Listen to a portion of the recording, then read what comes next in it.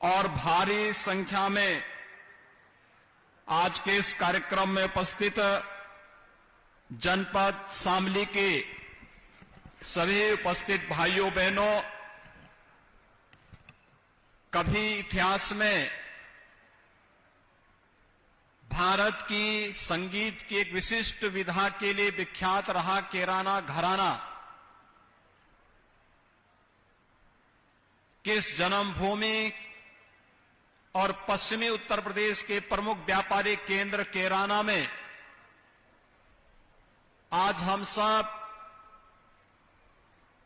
आपकी चिर प्रशिक्षित मांगों को यहां पर पूरा करने के लिए आए हैं।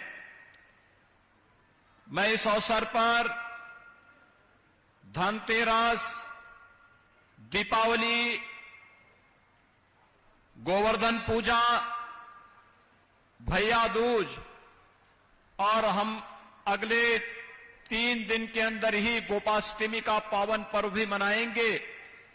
इन सब की बधाई आपको देते हुए आप सभी भाइयों बहनों का मैं हृदय से अभिनंदन करता हूं।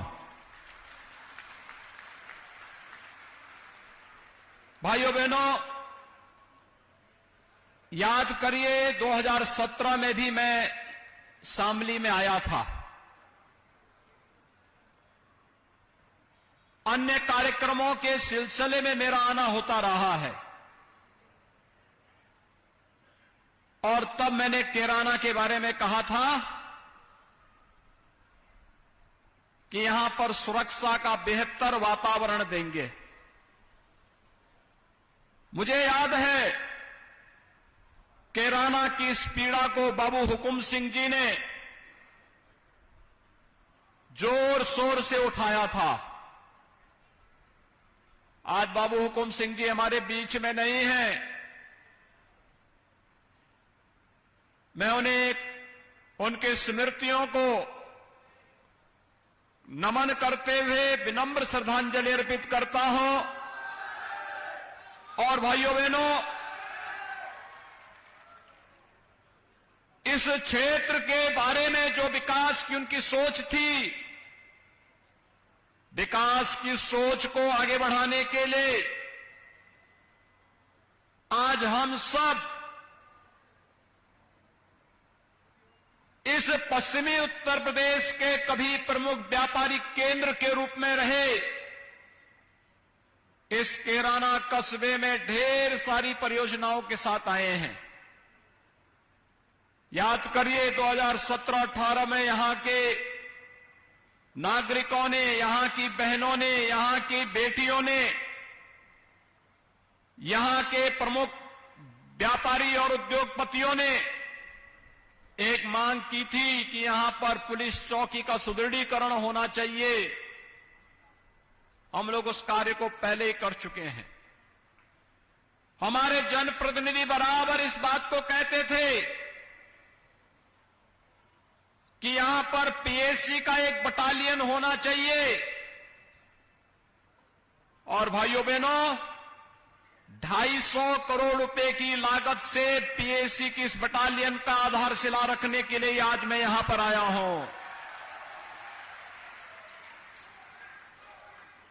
1278 पीएसी के जवान रहेंगे यहां पर।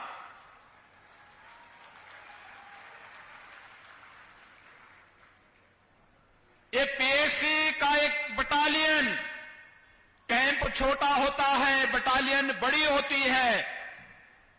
यहां पर किसी भी विपरीत परिस्थिति का सामना करने के लिए यहां के प्रत्येक नागरिक के मन में सुरक्षा का एक नया विश्वास जागृत करने के लिए बड़ी भूमिका का निर्वहन करेगा।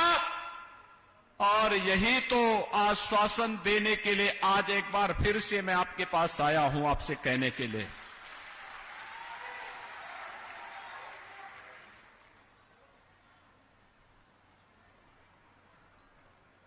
मुजफ्फरनगर का दंगा रहा हो या फिर केराना का पलायन, ये हमारे लिए राजनीतिक मुद्दा नहीं, बल्कि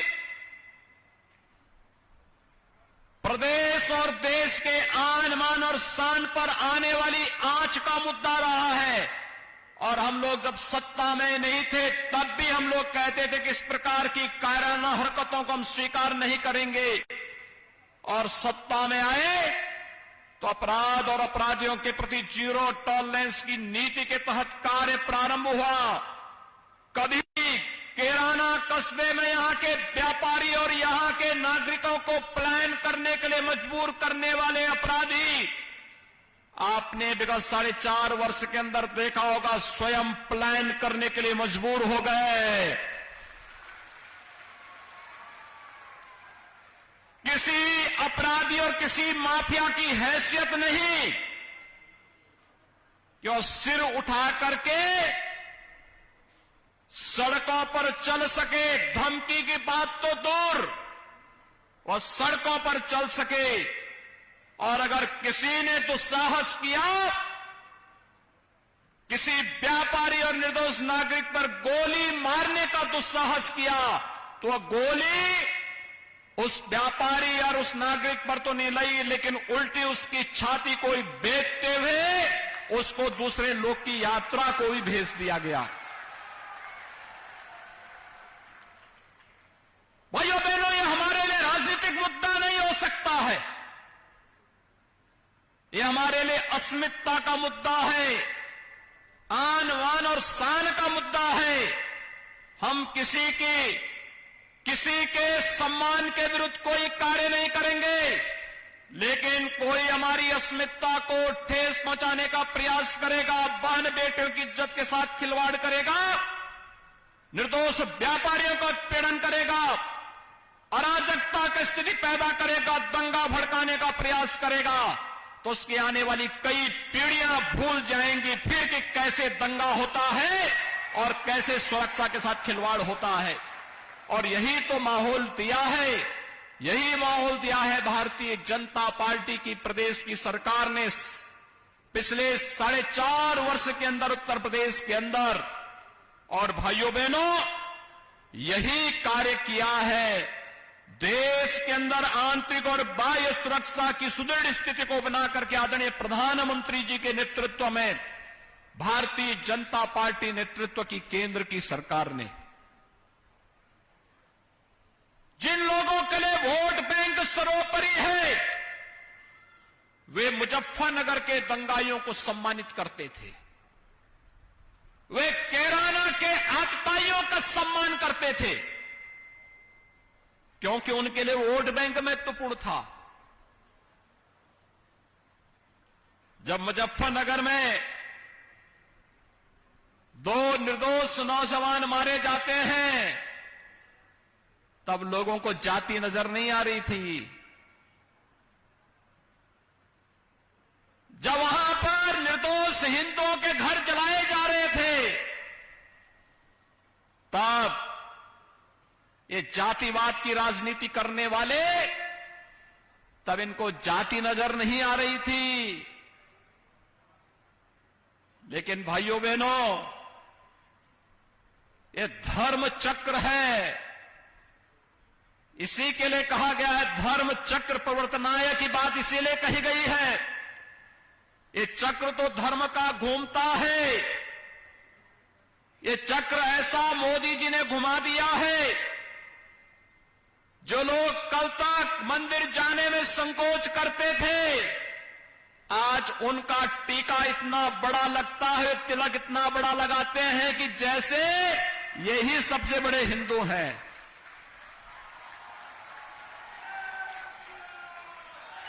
यह आपकी एकता की ताकत है,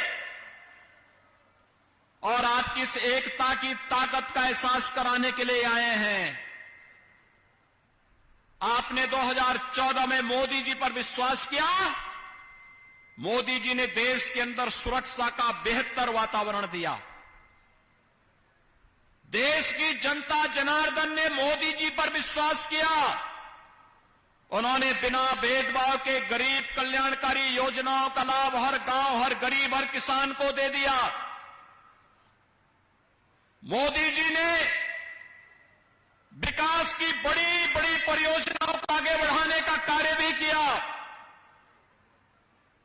बिना भेदभाव के सबका साथ, सबके विकास की भावना को आगे बढ़ाने का कार्य किया। आपने 2017 में मोदी जी के आह्वान पर भारतीय जनता पार्टी को वोट दिया। प्रदेश के अंदर सरकार ने 4.5 वर्ष में सरकार कैसे चलनी चाहिए यह भी करके दिखा दिया। पहले सरकारें चलती थी अपने लिए, अपने परिवार के लिए, अपने खानदान के लिए। नौकरी भी लगती थी चेहरा देखकर, पैसा देखकर। आज तो जब शामली और मुजफ्फरनगर के जवान भी उत्तर प्रदेश पुलिस में भर्ती होते हैं और शिक्षकों की भर्ती में उनका भी स्थान होता है, तो मुझे सचमुच प्रसन्नता होती है कि पहले इन नौजवानों को झूठे मुकदमों में फंसा करके इनकी जिंदगी को तबाह करने का कार्य होता था। मुझे याद है हमारे विधायक और सांसदों के खिलाफ झूठे मुकदमे दर्ज किए गए थे। बाबू हुकुम सिंह जी के खिलाफ, इतने वरिष्ठ नेता के खिलाफ, श्री सुरेश राणा के खिलाफ,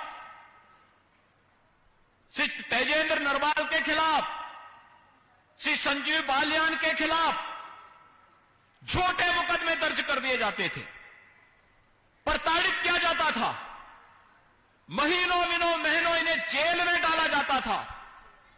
दंगाइयों को मुख्यमंत्री के आवास में बुलाकर के सम्मानित किया जाता था, लेकिन आपकी आवाज को उठाने वाले नेताओं को जेल के अंदर ठूंस दिया जाता था, उन्हें प्रताड़ित किया जाता था, झूठे मुकदमों में फंसा करके उलझाया जाता था। पिछली सरकारें विकास तो कुछ नहीं करती थी।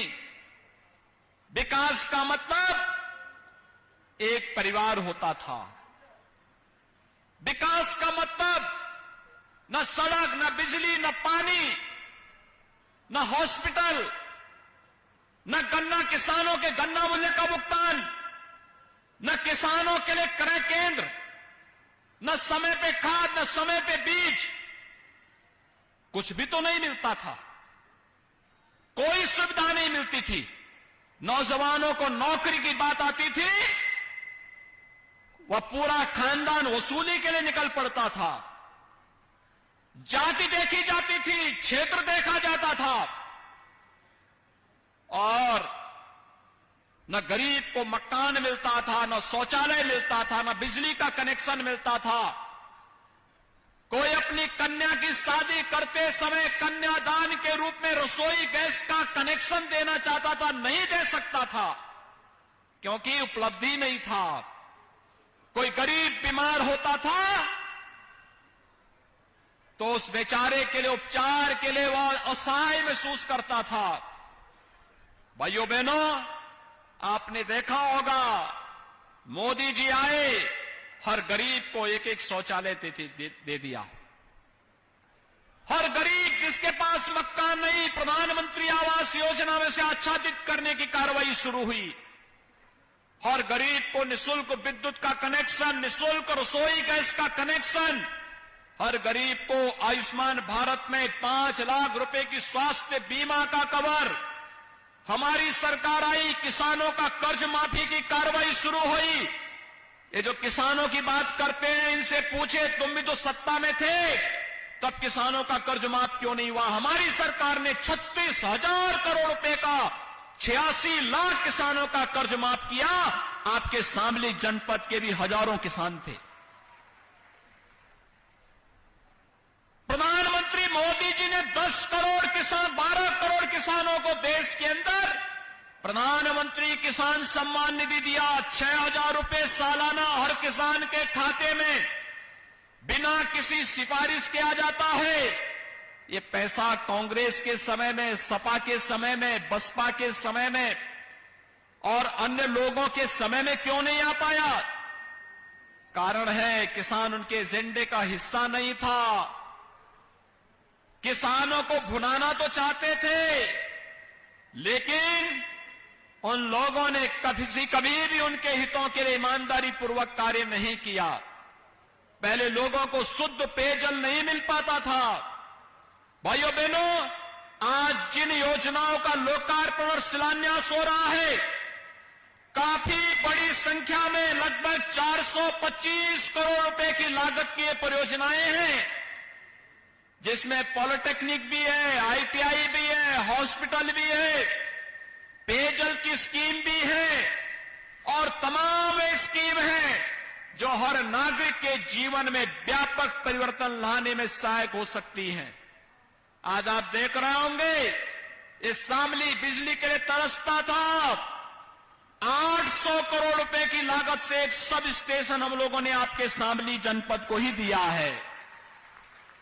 भाइयों बहनों, उपचार के लिए पहले शामली के लोग 2017 के पहले दिल्ली जाते थे और कोरोना कालखंड में मैंने देखा है, यहां के जिला प्रशासन ने स्वास्थ्य विभाग के साथ मिलकर के इतनी बेहतरीन व्यवस्था दी कि दिल्ली के लोगों को उपचार कराने के लिए शामली आना पड़ा था।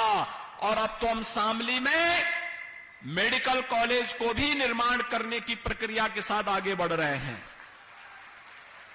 शामली जनपद का भी तो अपना मेडिकल कॉलेज होना चाहिए, क्यों नहीं होना चाहिए? सुरक्षा का हम पुख्ता इंतजाम करेंगे और हमने तय किया है, सुरक्षा के साथ किसी को खिलवाड़ करने की छूट नहीं देंगे, कानून को हाथ में लेने की किसी को छूट नहीं। सुरक्षा सबको, लेकिन अगर किसी ने सुरक्षा में सेंध लगाने का प्रयास किया तो फिर उसको भी मालूम है कि कौन से लोग की यात्रा पे फिर निकलना है। और इसलिए भाइयों बहनों, ये कैराना, इसका अपना इतिहास रहा है। कभी कैराना घराना मशहूर था संगीत के क्षेत्र में, शास्त्रीय संगीत के क्षेत्र में इसकी अपनी एक पहचान थी। पूरा भारत का फिल्म जगत अगर उत्तर प्रदेश के किसी एक अन्य कस्बे के प्रति उनके मन में एक आत्मीय लगाव था, तो भाइयों बहनों, उसमें से कैराना भी एक महत्वपूर्ण जगह थी। लेकिन आज कैराना घराने की पहचान को कुछ लोगों ने अपनी फितरत और अपनी नफरत की भावना के साथ इसकी इस पहचान को मिटाने का कुत्सित प्रयास किया। यहां के व्यापारियों को, यहां के नागरिकों को पलायन करने के लिए मजबूर किया था।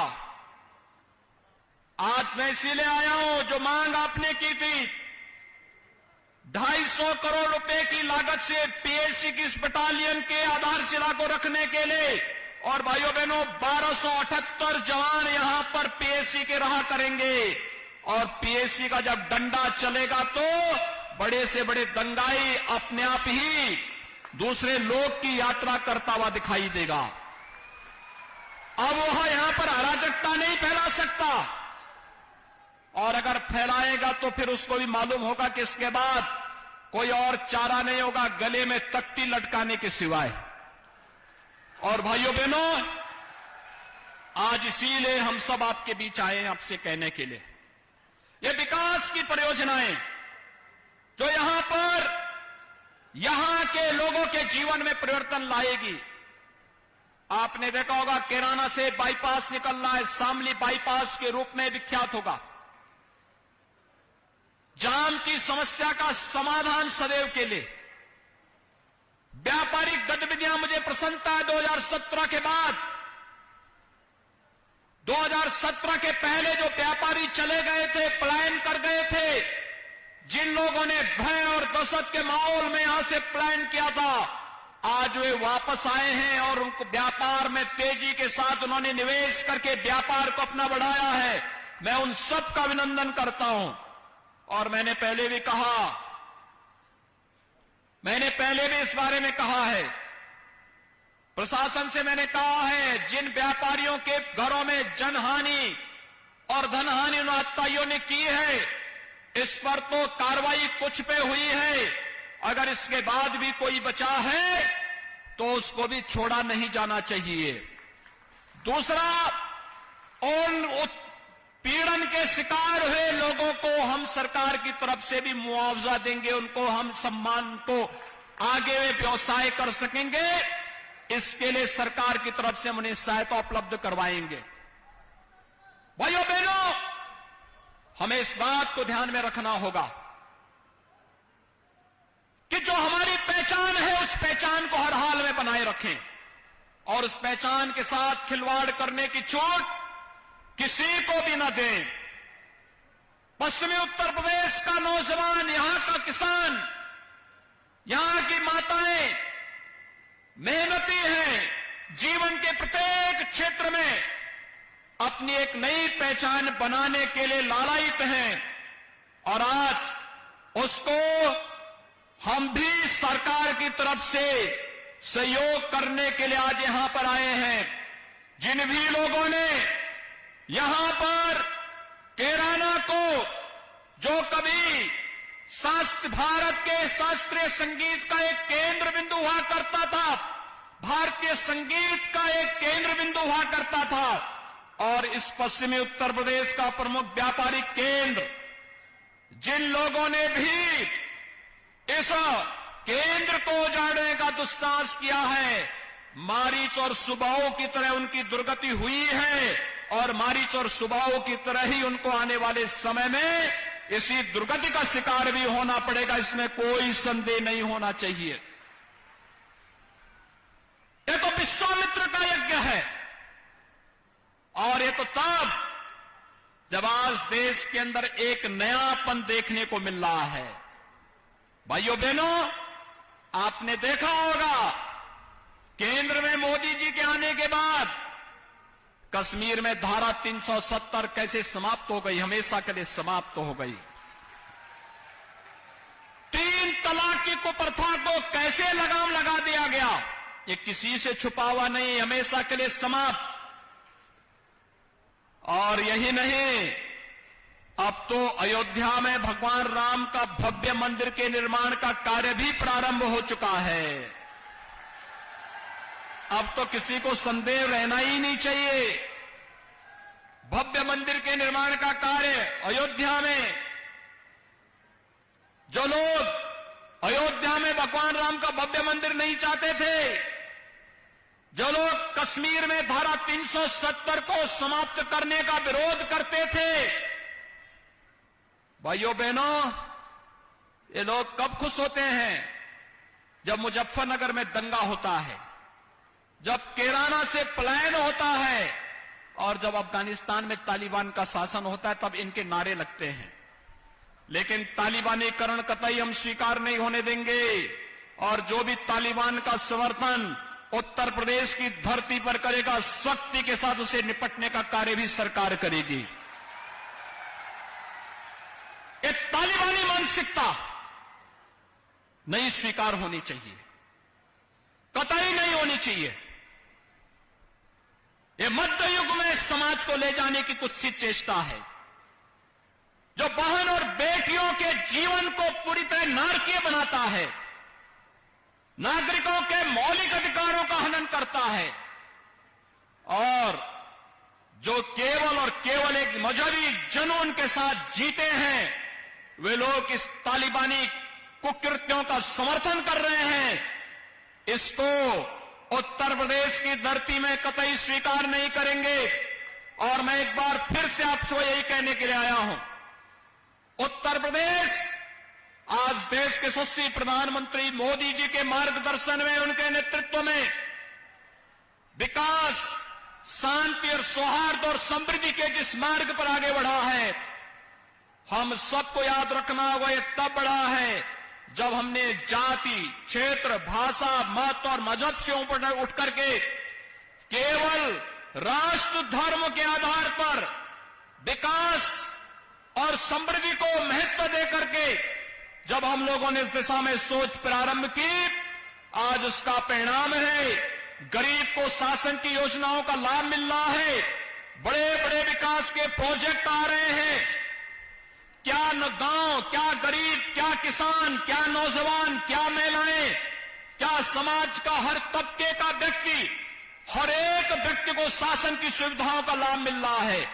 और भाइयों बहनों, शासन की सुविधा के साथ साथ हर सभ्य समाज के नागरिक को, हर नागरिक को सुरक्षा की गारंटी भी सरकार दे रही है। हमने कहा हर व्यक्ति को सुरक्षा की गारंटी देंगे, लेकिन कानून को हाथ में लेने की छूट किसी को नहीं देंगे। और मैं धन्यवाद दूंगा अपने शामली के अपने सभी जनप्रतिनिधियों को, जिन्होंने मेहनत से यहां पर केंद्र और प्रदेश सरकार की योजनाओं को लाने में सफलता प्राप्त की है। आज भाइयों बहनों, चाहे वह माननीय सांसद श्री प्रदीप चौधरी जी हो, चाहे वह प्रदेश सरकार में मंत्री श्री सुरेश राणा जी हो, चाहे वह विधायक शामली श्री तेजेंद्र निर्वाल जी हो, चाहे वह विधान परिषद के माननीय सदस्य चौधरी बीरेंद्र सिंह जी हो, चाहे यहां पर हमारी पूर्व प्रत्याशी रही और बाबू हुकुम सिंह जी की सुपुत्री श्रीमती मृगांगा सिंह जी हो, चाहे वह यहां पर भारतीय जनता पार्टी के ही वरिष्ठ नेता श्री अनिल चौहान जी हो, चाहे वह श्री मनीष चौहान हो, या भारतीय जनता पार्टी के क्षेत्रीय अध्यक्ष श्री मोहित बेनीवाल हो, चाहे वह भारतीय जनता पार्टी के यहां के जिलाध्यक्ष सत्येंद्र तोमर हो, ये जितने भी लोग हैं, ये सभी लोग विकास के लिए, समृद्धि के लिए और प्रत्येक नागरिक के जीवन में खुशहाली के लिए कार्य करने के लिए निरंतर प्रयास करते हैं। भाइयों बहनों, जब सुरक्षा, समृद्धि और होगी तो खुशहाली स्वयं ही आएगी, और उसी खुशहाली के साथ आपके साथ सहभागी बनने के लिए आज मैं स्वयं भी प्रदेश अध्यक्ष जी के साथ में आपके बीच में यहां पर आया हूं। मैं इन सभी 425 करोड़ रुपए की लागत की परियोजनाओं की सौगात शामली जनपद को देते हुए कैराना में इस पीएसी बटालियन के आधारशिला रखते मुझे अत्यंत आनंद की अनुभूति हो रही है। ये दीपावली का उपहार है शामली जनपद के लिए, कैराना कस्बा वासियों के लिए। आप सबको ये मंगलमय हो। यह बटालियन यहां पर सुरक्षा का बेहतर वातावरण बना पाएगा, इस विश्वास के साथ आप सभी को बेझिझक कैराना को उसकी पहचान दिलाइए। संगीत के प्रमुख घराने के रूप में इसकी जो पहचान थी, उस कैराना घराने की पहचान के साथ साथ एक प्रमुख व्यापारिक केंद्र के रूप में फिर से कैराना उभरेगा। इसके लिए सभी लोग मिलकर के कार्य करेंगे। सरकार इसमें भरपूर सहयोग करेगी। यहां पर कुछ औद्योगिक केंद्र विकसित करने की मांग हमारे जनप्रतिनिधियों ने की है। उसके लिए सरकार पूरी संवेदनशील तरीके से इस कार्यक्रम को आगे बढ़ाएगी। इस विश्वास के साथ एक बार फिर से मैं आप सबको हृदय से बधाई देता हूं, अपनी शुभकामनाएं देता हूं और अपनी वाणी को देता हूं विराम। जय जय श्री राम, जय जय श्री राम।